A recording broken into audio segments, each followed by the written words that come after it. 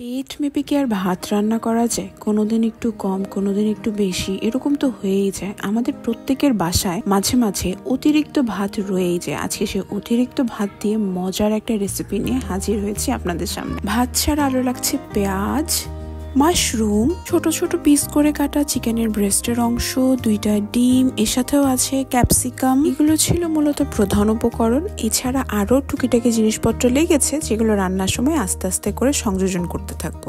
প্রথম চিকেনের মধ্যে লবণ, হালকা বারবিকিউ মশলা এবং হালকা আদা রসুনের পেস্ট দিয়ে ভালো করে মাখিয়ে নেব। মাখিয়ে আধা ঘন্টার মতো রেখে দেব ম্যারিনেট হওয়ার জন্য। এবং এটা একবার ম্যারিনেট হয়ে গেলে এটাকে গরম তেলের মধ্যে ছেড়ে ভালো করে ভেজে নেব। ভাজতে হবে, পুড়ে যাতে না যায় সেদিকে খেয়াল রাখবো। এরকম ভাবে ভাজা হয়ে গেলে এটাকে চুলা থেকে নামিয়ে নেব। এখন আরেকটি কড়াই পর্যাপ্ত পরিমাণে তেল নেব।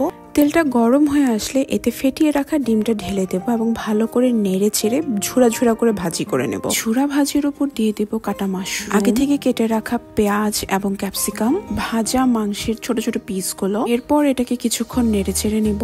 এখন এতে দিয়ে দেব আস্তে আস্তে টমেটো সস, পর্যাপ্ত পরিমাণে সয়া সস এবং পর্যাপ্ত পরিমাণে রেড চিলি সস। এটাকে ভালো করে মিশিয়ে নেড়ে চেড়ে ভালো করে ভেজে নেব। এরপর এতে দিয়ে দেব সেই লেফট ওভার রাইস গুলো এবং এটাকে ভালো করে মিশিয়ে নেব।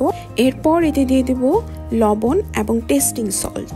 এর সাথে বাসায় থাকা যে কোনো রেডিমেড মশলা ব্যবহার করতে পারেন। আমি এখানে বারবিকিউ মশলা ব্যবহার করেছি, আপনি চাইলে যে কোনো ম্যাজিক মশলাও ইউজ করতে পারেন।